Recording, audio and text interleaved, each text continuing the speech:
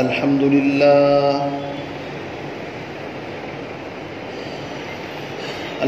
لله نحمده ونستعينه ونستغفره ونؤمن به ونتوكل عليه ونعوذ بالله من شرور أنفسنا ومن سيئات أعمالنا من يهده الله فلا مضل له ومن يضلله فلا هادي له ونشهد أن سيدنا ومولانا محمدا عبده ورسوله أما بعد فأعوذ بالله من الشيطان الرجيم بسم الله الرحمن الرحيم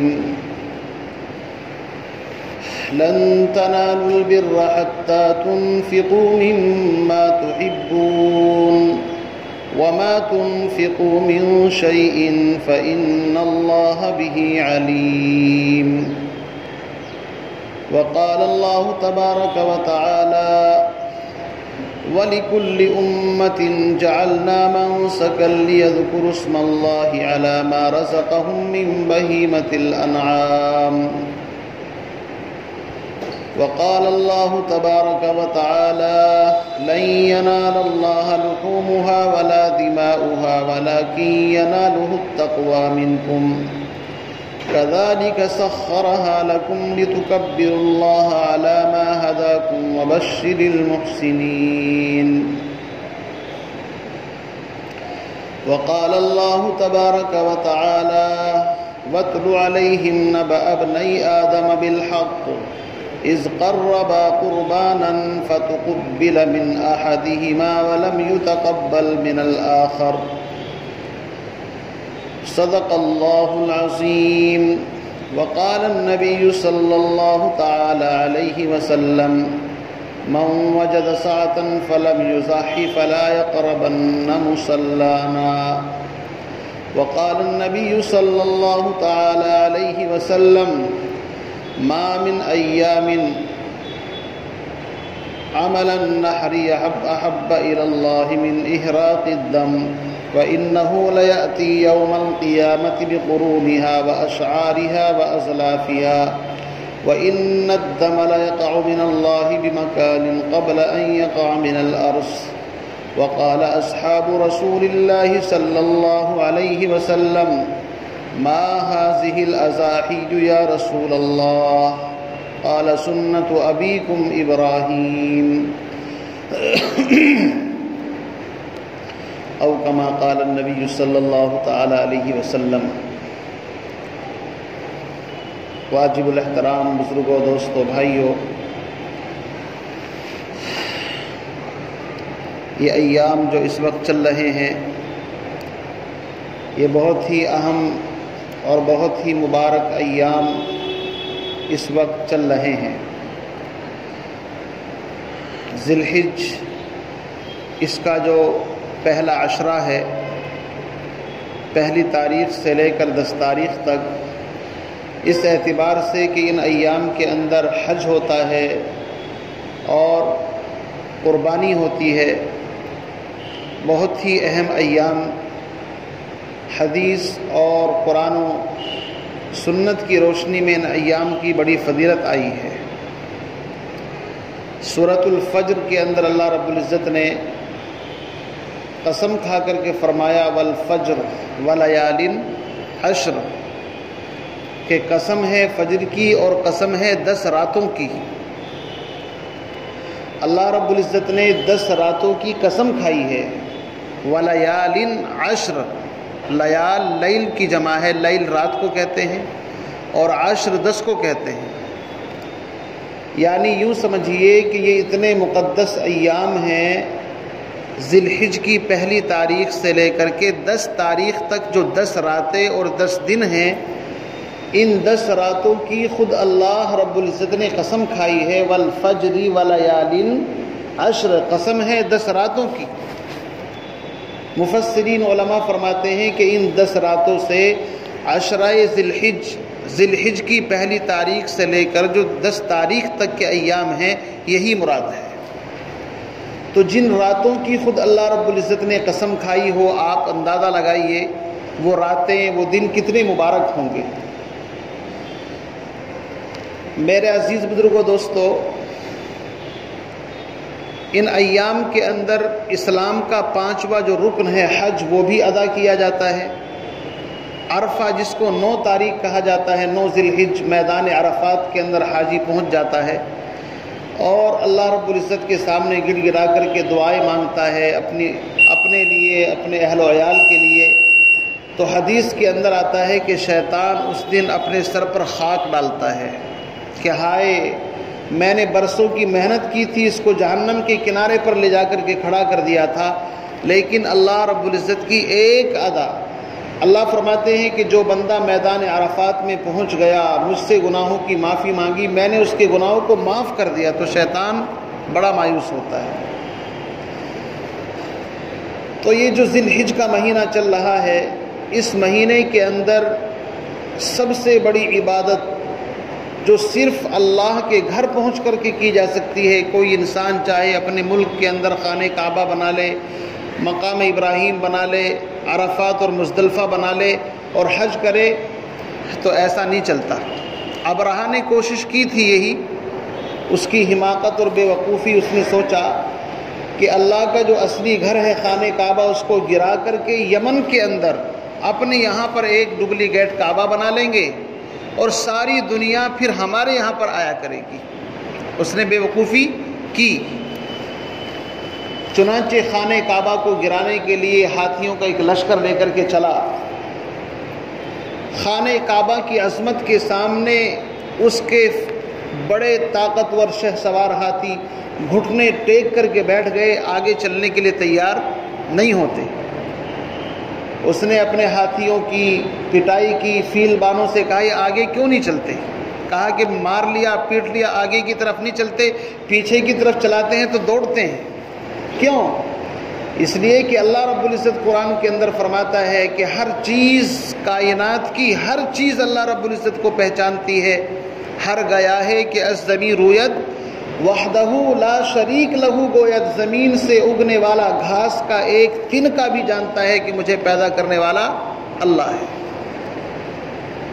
وہ ہاتھی سمجھ رہے تھے کہ یہ گھر کسی انسان کا بنایا ہوا نہیں، یہ وہ گھر ہے کہ جس کی عظمت کا اللہ نے قرآن میں اعلان کیا، ان اول بیت وضع للناس، سب سے پہلا گھر جو لوگوں کی عبادت کے لیے اس زمین پر بنایا گیا، وہ گھر ہے للذی ببکہ، جو شہر مکہ کے اندر ہے، مبارکم وہدی للعالمین، بڑی بابرکت جگہ ہے اور پورے عالم کے لیے ہدایت ہے۔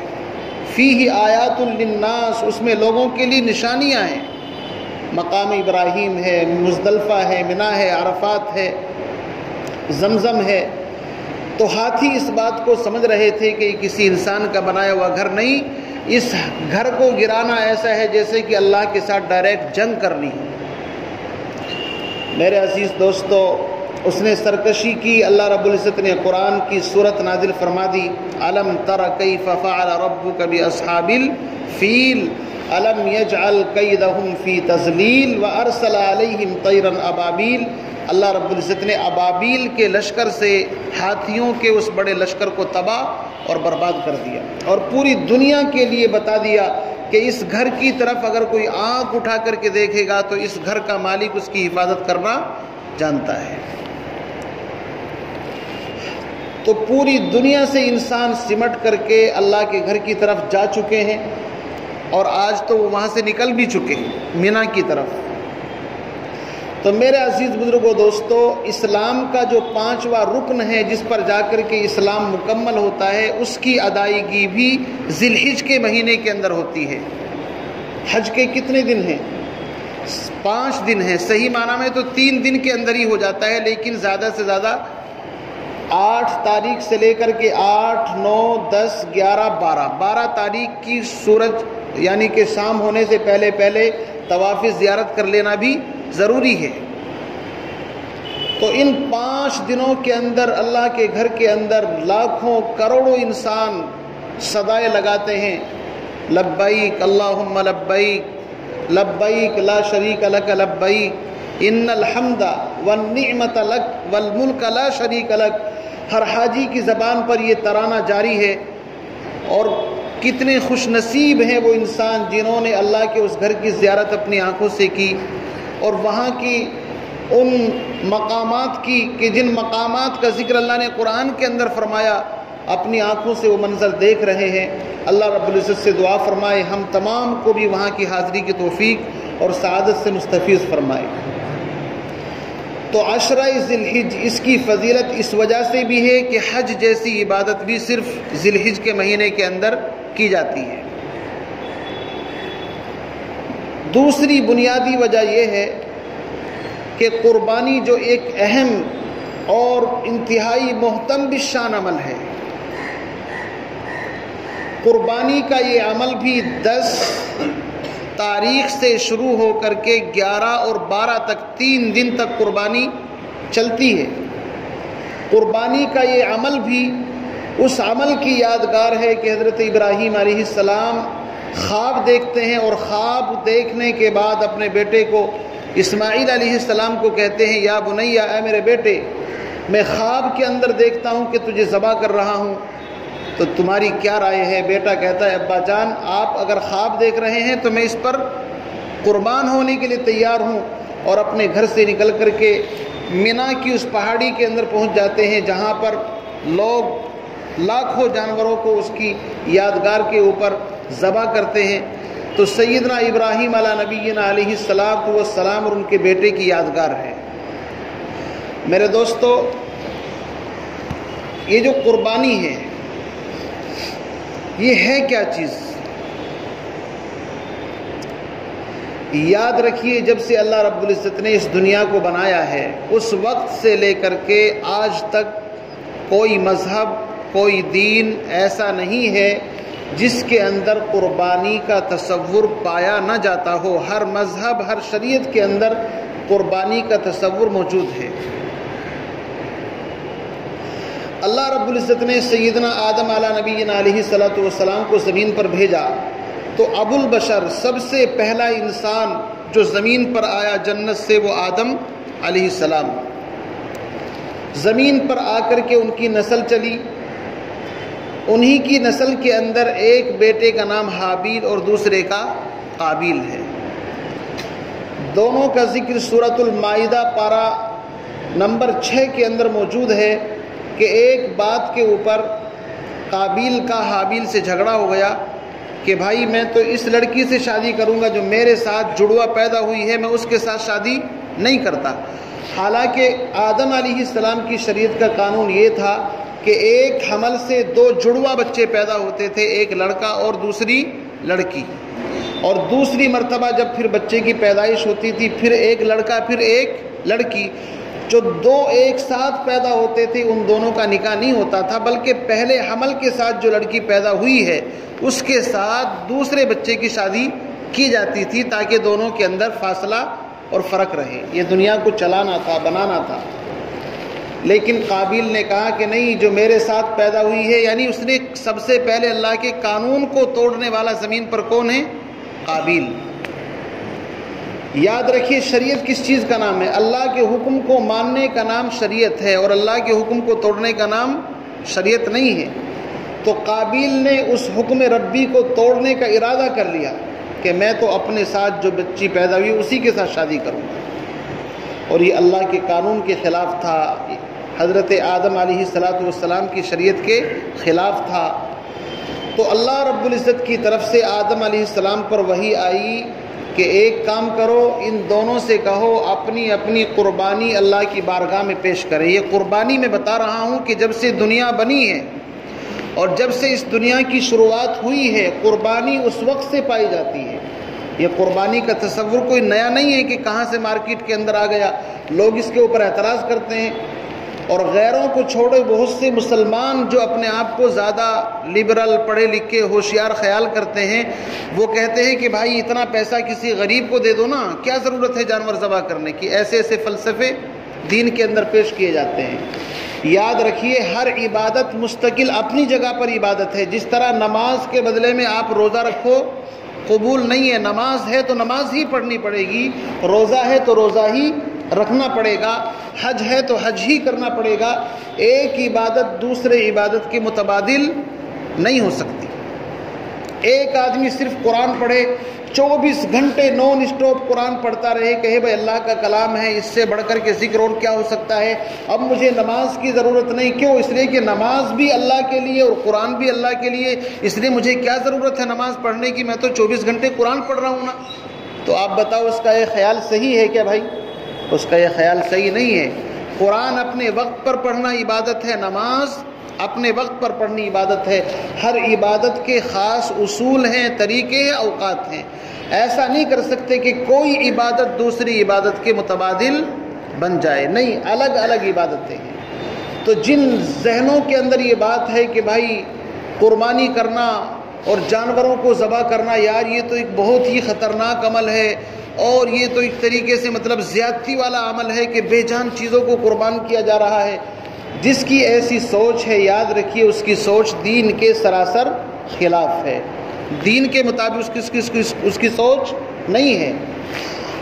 اللہ رب العزت اتنے بڑے ہیں کہ ہر چیز, یہاں تک کہ خود انسان بھی اگر ان کے نام پر قربان ہو جائے تو کوئی تعجب کی بات نہیں ہے. اور ابراہیم علیہ السلام تو اپنے بیٹے کو چلے ہی تھے, اس لیے اولاد سے زیادہ محبوب چیز دنیا میں کوئی نہیں ہوتی. اپنی اولاد کے لیے انسان راتوں کا آرام, دن کا چین سکون برباد کر دیتا ہے. کس لیے؟ اپنی اولاد کے لیے. اولاد سے محبوب چیز کوئی نہیں ہوتی. اور وہ اولاد کہ جو بڑھاپے کے اندر ملے, تمناؤں کے بعد ملے اور مانگ مانگ کر کے ملے اللہ سے. ابراہیم علیہ السلام کو تو بڑی امیدوں سے ملی تھی. 120 سال کی عمر ان کی ہو گئی, کوئی اولاد نہیں تھی. اللہ سے دعا مانگتے تھے, رب ہب لی من الصالحین, رب ہب لی من الصالحین. اللہ رب العزت نے فرشتوں کو انسانی شکل کے اندر بھیجا. لوط علیہ السلام ابراہیم علیہ السلام کے بھانجے, یا ایک روایت کے اعتبار سے بھتیجے, ان کے رشتہ دار تھے. اور ابراہیم علیہ السلام پر ایمان بھی یہی لائے تھے لوط علیہ السلام. اللہ نے ان کو بھی نبوت دی اور ان کو مستقل ایک علاقہ جس کو صدوم کہا جاتا ہے اس علاقے کی طرف نبی بنا کر کے بھیجا. لیکن اس قوم کے اندر بت پرستی کے ساتھ ساتھ مردوں کے ساتھ شہوت پرستی اس قوم کے اندر پائی جاتی تھی. اللہ رب العزت نے نبی حضرت لوط علیہ السلام کے ذریعے سے سمجھانے کی پوری کوشش کی, لیکن وہ لوگ اپنے اس بد فعل سے باز نہیں آئے, بلکہ دن بدن اس کے اندر ترقی کرتے چلے گئے. تو اللہ رب العزت نے ٹھان لی کہ اب ان کے اوپر عذاب بھیجنا ہے. فصب علیہم ربک صوت عذاب, تیرے رب کی جب پکڑ آتی ہے تو اس سے کوئی نہیں بچتا. تو ابراہیم علیہ السلام کے پاس اللہ رب العزت نے انسانی شکل کے اندر سورہ ہود پارہ نمبر 12 اللہ رب العزت نے پورا اس کے اندر ذکر فرمایا ہے. وَلَقَدْ جَاءَتْ رُسُلُنَا إِبْرَاهِيمَ بِالْبُشْرَى قَالُوا سَلَامًا. ابراہیم علیہ السلام اپنے گھر کے اندر بیٹھے ہیں, دیکھا کہ اچانک کچھ نوجوان بڑے خوبصورت بڑے اسمارٹ آئے اور آ کر کے انہوں نے ابراہیم علیہ السلام کو سلام کیا. اے ابراہیم تم پر سلامتی ہو. ابراہیم علیہ السلام نے بھی ان کو جواب دیا, قال سلام علیکم, بھائی تم پر بھی سلام ہو. ابراہیم علیہ السلام نہیں جانتے آنے والے کون ہیں, انہوں نے سمجھا مہمان ہیں.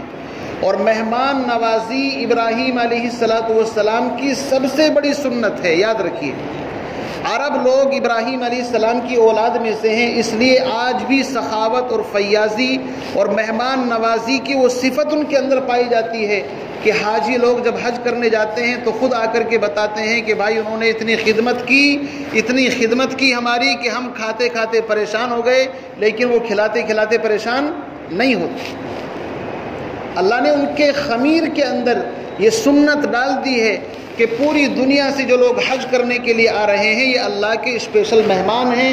ان مہمانوں کے لیے وہ اپنے دسترخوان اپنے مال کو, ہم ان کی چھوٹی چھوٹی باتوں کو تو نوٹ کرتے ہیں, یار بڑے سخت ہیں, یہ ہے وہ ہے, لیکن ان کی اچھائیوں کو نہیں دیکھتے. اللہ نے اچھائی بھی بہت رکھی ہے ان کے اندر. وہ اپنا دسترخوان اتنا وسیع رکھتے ہیں آنے والے مہمانوں کے لیے کہ چاہے وہ کسی کی زبان جانتے ہوں نہ جانتے ہوں، اس کے رنگ سے کلر سے واقف نہیں، لیکن اس کو کھلاتے پلاتے ہیں۔ وجہ یہ ہے کہ ابراہیم علیہ السلام کی وہ سنت آج بھی ان کے اندر موجود ہے۔ میرے بزرگوں بھائیوں، ابراہیم علیہ السلام بڑے مہمان نواز تھے۔ حدیث کے اندر ایک واقعہ بیان کیا گیا اور مثنوی مولانا روم کے اندر بھی ہے کہ ابراہیم علیہ السلام بغیر مہمان کے کھانا نہیں کھاتے تھے۔ ایک مرتبہ بستی سے باہر نکل گئے، یا اللہ کوئی مہمان آئے، کوئی مسافر آئے، کھانا کھاؤں، تو ایک بڑے میاں جن کی عمر 80-90 سال، وہ ان کو نظر آئے تو بڑے خوش ہو گئے، چلو بھائی کوئی تو اللہ کا بندہ ملا۔ ان کو لا کر کے دسترخوان بچھایا، دسترخوان بچھا کر کے کھانا رکھا، اور اس کے بعد ان کے ہاتھ دھلائے، اور پھر جب کھانا شروع کرنے کا نمبر آیا تو ابراہیم علیہ السلام نے پوچھ لیا، آپ کا دین کیا ہے، آپ کا مذہب کیا ہے، آپ کس کو مانتے ہیں؟ چونکہ نبی کا تو فریضہ ہے۔ اس بڑے میاں نے کہا، میں تو آتش پرست ہوں، آگ کو پوجتا ہوں۔ اور اتنا کہہ کر کے وہ دسترخوان سے جلال کے اندر اٹھ کر کے کھڑا ہو گیا کہ جو میرا رب مجھے اتنے دنوں سے کھلاتا ہے، اس نے آج تک میرا مذہب نہیں پوچھا، اور تم صرف ایک وقت کا کھانا دے کر کے میرے پرسنل مسائل کے اندر گفتگو کرتے ہو۔ ناراض ہو کر کے چلا گیا۔ ابراہیم علیہ السلام نے کوئی برا نہیں کیا تھا، نہ اس کو کوئی ملامت کی تھی، صرف اتنا پوچھا تھا آپ کا مذہب کیا ہے۔ اللہ رب العزت کی طرف سے وحی آئی، تو برائے وصل کردن آمدی، نے برائے فصل کردن آمدی۔ ابراہیم تمہیں نہیں پتا، ہم نے تم کو دلوں کو جوڑنے کے لیے بھیجا ہے، توڑنے کے لیے نہیں بھیجا۔ وہ ہمارا بندہ ہے، ہماری مخلوق ہے، جاؤ اس کی خوشامد کرو۔ تلاش کر کے لائے اور بڑی منت سماجت کرا کر کے اس کو کھانا کھلائے۔ مجھ سے غلطی ہو گئی اور میں کچھ بات نہیں کروں گا۔ وہ آپ کے اخلاق سے متاثر ہوا اور پھر اس کو ایمان اور کلمہ سمجھایا گیا۔ بہرحال اس نے آتش پرستی سے توبہ کی۔ تو میں عرض یہ کر رہا ہوں کہ ابراہیم علیہ السلام بڑے مہمان نواز تھے، اور مہمان کی ذات نہیں پوچھی جاتی۔ اگر آپ کے پاس کوئی مہمان آئے، کھانے کا وقت ہے تو کھانے سے تواضع کرو، ناشتے کا وقت ہے تو ناشتہ اس کے سامنے جو آپ کے پاس موجود ہے۔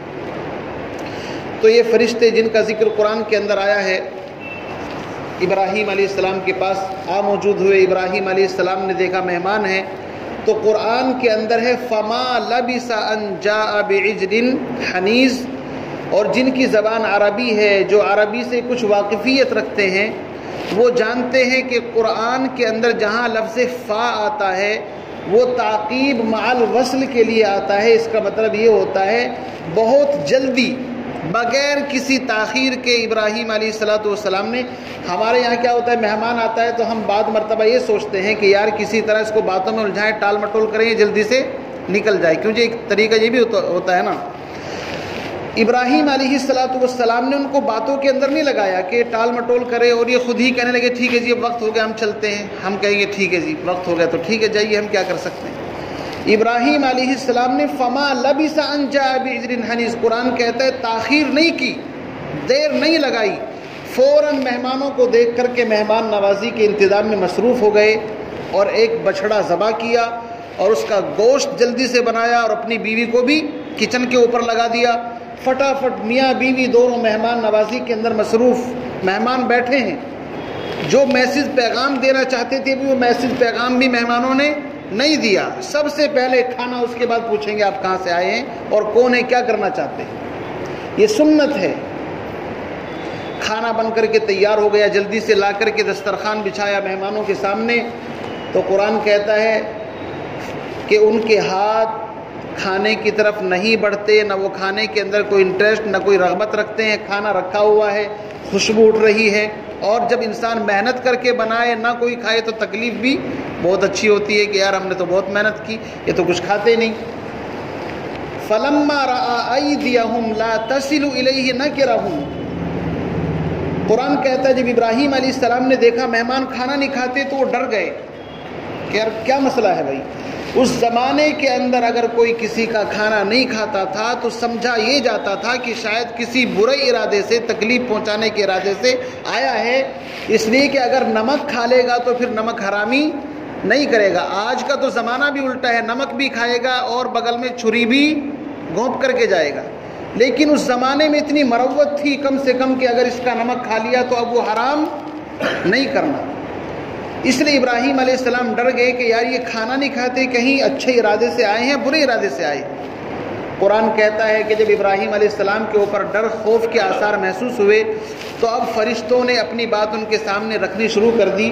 کہنے لگے لا تخف، حضرت آپ ڈریے نہیں، انا ارسلنا الی قوم لوط، ہم تو قوم لوط کی طرف اصل میں بھیجے گئے. پھر میرے پاس کس لیے آئے بھائی؟ سوال پیدا ہوتا ہے جب قوم لوط کے پاس جانا ہے. تو انہوں نے جواب دیا ہم آپ کے پاس اس لیے آئے ہیں کہ آپ 120 سال سے اللہ سے دعا مانگ رہے ہیں رب ہب لی من الصالحین، رب ہب لی من الصالحین.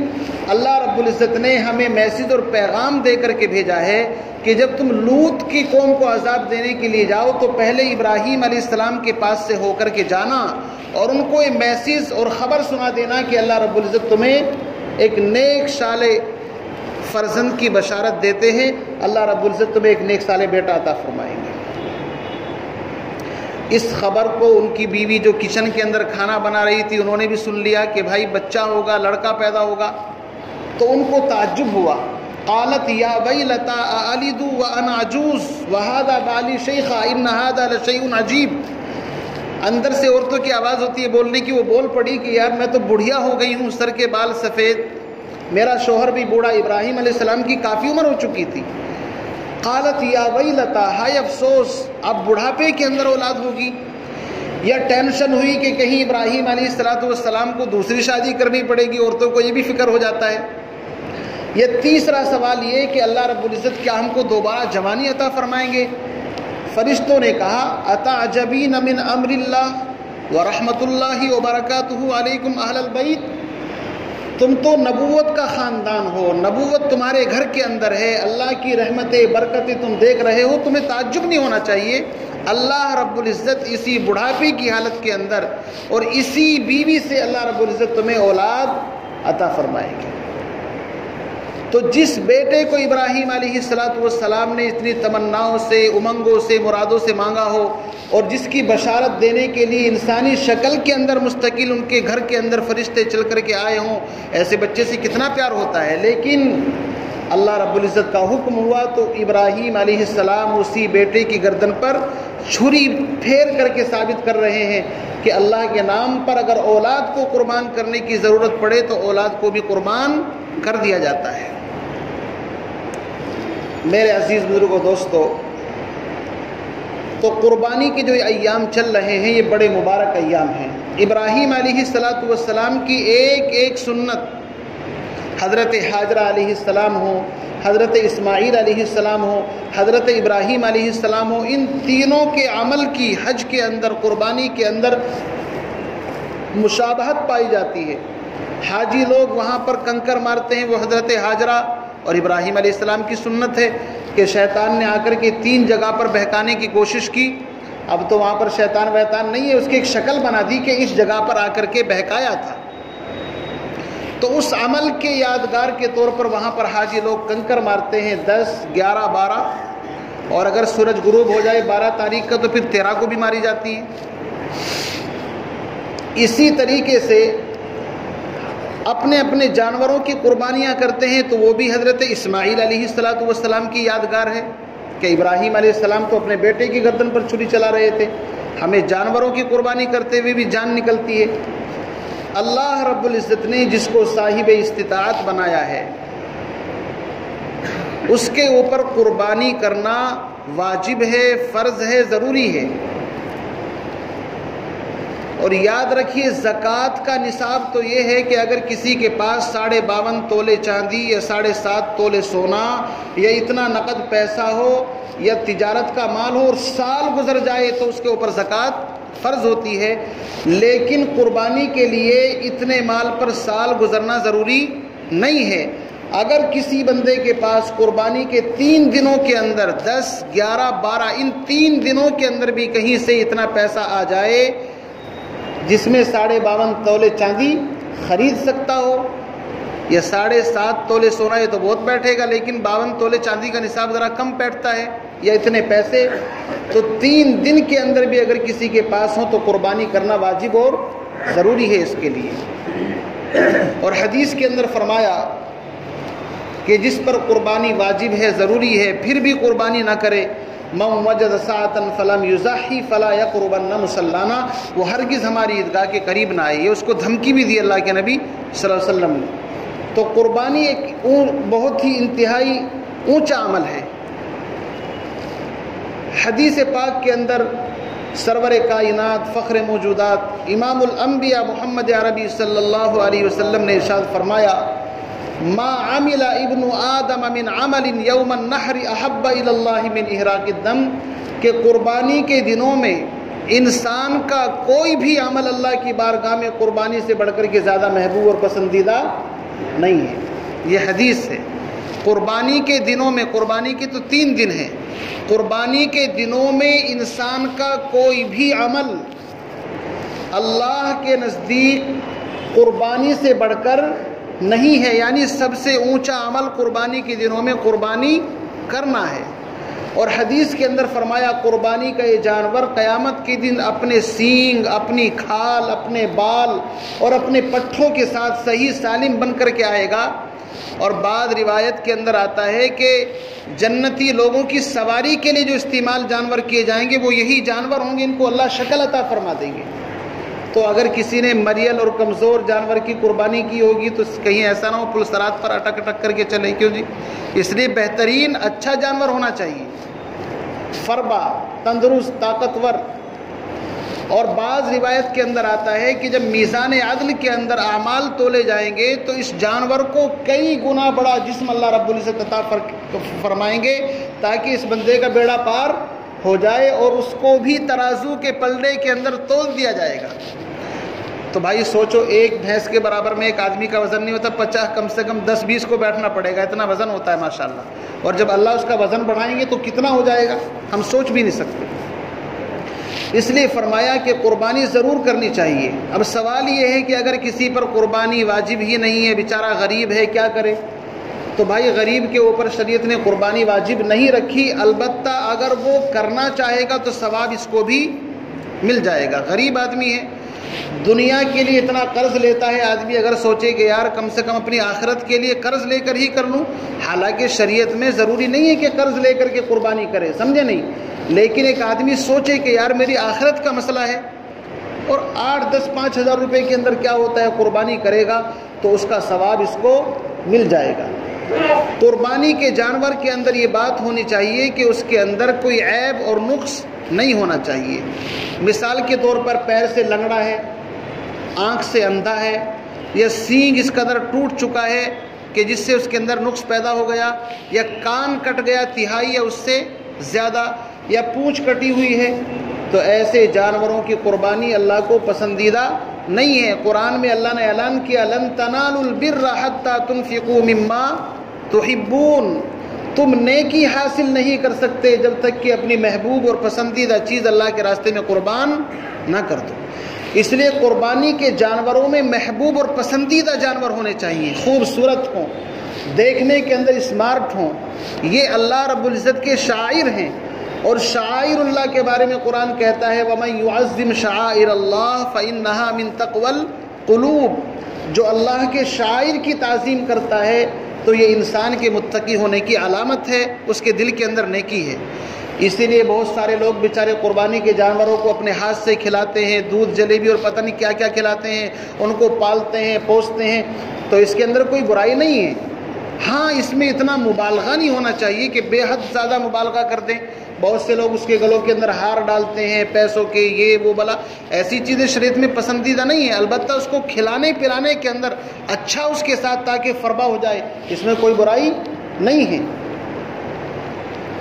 تو قربانی کے جانور کو اپنے سے مانوس کرنا، اس کو اچھے سے کھلانا اور موٹا تازہ فربا ہو تو یہ پسندیدہ۔ اسی لیے جو لوگ خصی کی قربانی کرتے ہیں وہ زیادہ افضل ہے بنسبت وہ جو غیر خصی ہوتا ہے نا اس کے مقابلے میں، اس لیے کہ خصی جانور کا گوشت موٹا تازہ اچھا بھی ہوتا ہے، لذت بھی اس کے اندر آتی ہے، اور جو غیر خصی ہوتا ہے تو ان کے گوشت میں سے تو اکثر بدبو آتی ہے، چونکہ وہ پیشاب بھی پی لیتے ہیں، آپ نے دیکھا ہوگا اس طرح کی حرکتیں ان کی ہوتی ہیں، تو اس لیے بہتر یہ ہے کہ آدمی خصی جانور کی قربانی کرے، یہ افضل اور بہتر ہے، گوشت کے اعتبار سے بھی، پاکیزگی کے اعتبار سے بھی۔ اور نبی علیہ الصلاۃ والسلام نے جب آخری حج کیا، حجۃ الوداع، تو کتنے جانور ذبح کیے تھے بھائی؟ بتاؤ بھائی کتنے؟ 63 تو خود حضور نے کیے تھے بھائی، 100 کیے تھے پورے، کتنے؟ 100۔ 63 تو آپ نے اپنے ہاتھ سے کیے تھے، لیکن تھک بھی جاتا ہے نا آدمی کرتے کرتے، تو پھر حضرت علی دوسرے صحابہ کی مدد لی، باقی تم کرو۔ تو نبی علیہ الصلاۃ والسلام نے ایک نہیں، دو نہیں، پورے 100 جانوروں کی قربانی کی اللہ کی بارگاہ میں، اور ایک جانور کی قربانی اپنی اس امت کی طرف سے کی۔ میرے وہ امتی جو قربانی نہیں کر سکے، ایک جانور قربان کر کے پوری امت کو بھی ثواب پہنچا کر کے گئے ہیں۔ تو ایک تو ضروری ہے، باقی اس سے زائد اللہ نے حیثیت دی ہے تو اس کی قربانی کرنے میں کوئی حرج نہیں ہے۔ ایک آدمی اگر پورا ایک جانور جس میں 7 حصے ہوتے اپنی طرف سے کرے، کوئی گناہ نہیں، بہت اچھی بات ہے۔ اسی طریقے سے ایک چیز کا اور خیال رکھیں، جانور تندرست بھی ہو، فربا بھی ہو، ان کی عمریں بھی متعین ہے شریعت کے اندر۔ اونٹ اگر ہے تو 5 سال سے زائد ہونا چاہیے، 5 سال پورے گزر کر کے آگے ہونا چاہیے، 5 سال سے کم کا اگر ہے تو قربانی نہیں ہوگی۔ بھینس اور بھینسا اگر ہے تو وہ 2 سال سے زائد ہونا چاہیے، تیسرے سال میں لگ جائے یا چوتھے میں، اگر 2 سال سے کم ہے تو اس کی قربانی نہیں ہوگی۔ اسی طریقے سے بکرا ہے، وہ کم سے کم 1 سال کا ہونا چاہیے، اگر 1 سال سے کم ہے تو اس کی قربانی جائز نہیں ہے۔ البتہ دمبا جو بھیڑ کی ایک نسل ہوتی ہے، اس کے بارے میں علماء نے لکھا ہے کہ اگر وہ 8 یا 10 مہینے کا ہو اور سال بھر کے دمبوں میں چھوڑ دیا جائے اور پتہ نہ چلے، ایسا لگے یہ بھی سال بھر کے، تو اس کی صرف گنجائش ہے۔ اس کے علاوہ باقی تمام جانوروں کی عمریں شریعت نے متعین کر دی ہیں۔ اور دوسری بات کا خیال یہ بھی رکھے کہ اس جانور کو جب ذبح کر لے تو اس کی ذبح کے اندر شریعت نے باقاعدہ ایک تعلیم یہ دی ہے کہ اس کو زیادہ تکلیف نہ پہنچے، اس کو گرایا جائے تو شفقت کے ساتھ، پیار کے ساتھ، جانور کے سامنے چھری تیز نہ کی جائے، تیز دھاردار چھری سے اس کو ذبح کیا جائے، اور جب تک وہ ٹھنڈا نہ ہو جائے اس وقت تک اس کی کھال نہ اتاری جائے۔ قربانی کے دنوں میں یہ بات دیکھنے میں آتی ہے، فٹافٹ جلدی جلدی کیا، اور جلدی اتنی رہتی ہے کہ پتہ نہیں انسانوں کی بھی جلدی رہتی ہے، اور جو ذبح کرنے والا ہے وہ تو سوچتا ہے کہ تیرے تو پیسے بنیں گے، اور اچھی بات ہے۔ اس لیے جب تک جانور ذبح کرنے کے بعد باقاعدہ ٹھنڈا نہ ہو جائے اس وقت تک اس کی کھال اور بوٹیاں بنانا درست نہیں ہے، اس کو ٹھنڈا ہو جانے دو۔ اور 3 رگیں ہوتی ہیں، ایک سانس کی ہوتی ہے، ایک کھانے پینے کی ہوتی ہے، ایک نرخرا۔ 3 رگیں اگر جانور کی کاٹ دی جائیں تو سمجھو کہ جانور ذبح ہو گیا۔ اور قربانی کے جانور کو خود اپنے ہاتھ سے ذبح کرنا یہ سب سے افضل اور بہترین عمل ہے۔ البتہ اگر آپ خود ذبح نہیں کر سکتے تو کسی اور کو اگر آپ نے ساتھ لے رکھا ہے اور آپ نے ہاتھ پکڑ رکھا ہے چھری، تو اس وقت دونوں کو نیت کرنا اور دونوں کو دعا پڑھنا ضروری ہے، یہ بھی یاد رکھیں۔ ایسا نہیں کہ ایک نے منہ کے اندر بیڑی دے رکھی ہے، گٹکا دے رکھا ہے کہ جناب تو کر ہی رہے ہیں اور میں بھی ساتھ کے اندر ہوں، تو اس سے قربانی کے اوپر فرق پڑتا ہے۔ یہ بھی دھیان رکھیں جب جانور ذبح کریں تو دیکھ لیں کہ کسائی کے منہ کے اندر ذرا کچھ ہے تو نہیں، اس کو کہتے بھائی اس کو تھوک دے، ورنہ کیا دعا پڑے گا وہ خاک، وہ تو جلدی جلدی کے اندر پھر کر کے اس کو فارغ ہو جائے گا۔ اس لیے ان چیزوں کا خاص خیال رکھیں۔ انی وجہت وجہی للذی فطر السماوات والارض حنیفا وما انا من المشرکین۔ اور اگر عربی میں نہیں کہہ سکتا، آسان دعا ہے، یا اللہ آپ اس کو میری طرف سے قبول فرمائیں۔ اللہ فرماتا ہے کہ تمہاری قربانیوں کا گوشت اور خون اور ان کی چربی اور چمڑے میرے پاس نہیں پہنچتے۔ لن ینال اللہ لحومها ولا دماؤها ولکن ینالہ التقوی منکم۔ میرے پاس تو تمہارے دل اور اس کی نیت پہنچتی ہے کہ اس کی نیت کس چیز کی ہے، تو نیت اللہ کی رضا کی ہونی چاہیے۔ یا اللہ تیرا حکم تھا تیرے اس جانور کو تیرے نام پر ذبح کر دیا، باقی گوشت بھی تمہاری بھائی، کھال بھی تمہاری، سب تو تمہارے پاس رہے گا۔ اللہ تو دل کے حال کو جانتے ہیں۔ اور بڑے جانور کی جب قربانی کی جائے تو سب کی نیت قربانی کی ہونی چاہیے۔ اگر کسی کی نیت ایسے ہی ہے کہ بھائی قربانی تو میرے اوپر ہے نہیں، میں نے تو ایسے ہی حصہ لے لیا کہ یار کسی کے یہاں سے کیا لوں، اس بات کی تحقیق کریں بڑے جانور کے اندر یا تو عقیقے کی یا قربانی کی نیت ہو۔ اگر کسی کی گوشت کھانے کی نیت ہے تو باقی 6 کی بھی قربانی نہیں ہوگی۔ بہرحال یہ مسائل ہیں، ان کا ہمیں علم ہونا چاہیے، اور تفصیل اور شریعت نے ساری چیزوں کی ڈیٹیلز ہم کو بتائی ہے۔ ایک چیز کا خاص خیال رکھیں کہ جن جانوروں کے اوپر پابندیاں ہیں حکومت کی طرف سے، ہم کوئی ایسا کام نہ کریں کہ قانون کو توڑ کر کے اپنے ہاتھ میں لیں۔ کیوں جی؟ قانون ایک آدمی توڑتا ہے، جب اس کو سزا ملتی ہے تو دکھ سب کو ہوتا ہے کہ اس کے ساتھ ایسا کیوں ہو رہا ہے۔ جب ہم نے قانون توڑا ہے تو سزا ملے گی۔ ہم اس ملک کے اندر رہ رہے ہیں، اس ملک کے قوانین کی پابندی ہمارے اوپر ضروری ہے۔ جب دوسرے جانور موجود ہیں تو ایسا ممنوعہ جانور جس کی قربانی کو گورنمنٹ یا حکومت منع کرتی ہے، اس کے اندر کوئی آدمی حصہ نہ لے۔ عقیدے کے اعتبار سے جائز ہے ہمارے لیے، لیکن ملک کے اعتبار سے وہ جائز نہیں ہے، چونکہ اس سے فتنے اور فساد پیدا ہوتے ہیں۔ تو ان جانوروں کی قربانی کرے جن کے اوپر حکومت کو کوئی آبجیکشن نہیں ہے۔ اور دوسرے یہ کہ ان کی ویڈیو بنا کر کے کہ ذبح کرتے ہوئے خون نکلتے ہوئے کپڑے سنے ہوئے ہیں اور واٹس ایپ پر، فیس بک پر، اور ان کو ادھر ادھر وائرل کرنا، اس سے بھی اجتناب کریں۔ یہ بچکانہ حرکت ہے، یہ کوئی دین کے اندر پسندیدہ نہیں ہے۔ اللہ کے لیے تم نے قربانی کی تو بس نیکی کر اور دریا میں ڈال، چھپ چھپا کر کے صفائی کے ساتھ، اور اس کی جو گندگی ہے، اس کا خون ہے، وہ ہے، ان کو زمین کے اندر ایسی جگہ پر دفن کریں کہ وہاں سے اس کو ادھر ادھر مطلب نہ بہہ کر کے کسی کو تکلیف پہنچے۔ گوشت تقسیم کرنا ہے، اس کو بھی چھپا کر کے پولیتھین، اگر کالی استعمال کریں بلیک تو زیادہ اچھا ہے اس کے اندر، ایسا نہیں کہ اوپن طریقے سے وہ ادھر ادھر بھاگا پھر رہا۔ ان تمام چیزوں سے احتیاط کریں۔ ہماری شریعت کے اندر ہر چیز کے اصول اور آداب اور طریقے ہم کو بتائے گئے ہیں، کریں گے نا انشاءاللہ ان چیزوں کا اہتمام۔ اللہ تعالیٰ سے دعا فرمائے مجھے بھی آپ کو بھی عمل کی توفیق نصیب فرمائے۔ اور 9 تاریخ سے یعنی کہ پیر کے دن انشاءاللہ ہے نا، پیر کے دن ہے نا بھائی، 12 تاریخ ہے اور مطلب 10 تاریخ پیر کے دن، تو اتوار کی صبح فجر سے تکبیر تشریق پڑھنا شروع کر دیں۔ اللہ اکبر اللہ اکبر، لا الہ الا اللہ واللہ اکبر اللہ اکبر وللہ الحمد۔ ہر فرض نماز کے بعد ہلکی میڈیم آواز سے مرد پڑھیں، عورتیں گھروں کے اندر آہستہ پڑھیں۔ فرض نماز کے بعد یہ تکبیر تشریق ہے، اور 13 تاریخ کی عصر تک اس کو پڑھنا ہے، اس کا بھی اہتمام کریں۔ عرفے کا روزہ اگر رکھ لیں 9 تاریخ کا تو بڑا ثواب ہے، 1 سال کے پہلے اور 1 سال کے بعد تک کے گناہ معاف ہو جاتے ہیں، یہ بھی بڑی فضیلت ہے اس کی۔ اللہ تعالیٰ سے دعا فرمائے ان باتوں پر عمل کی توفیق نصیب فرمائے۔ وآخر دعوانا الحمدللہ رب العالمین۔ اور انشاءاللہ عید الاضحیٰ کی نماز 8 بجے انشاءاللہ ادا کی جائے گی، اس کا بھی اہتمام کریں۔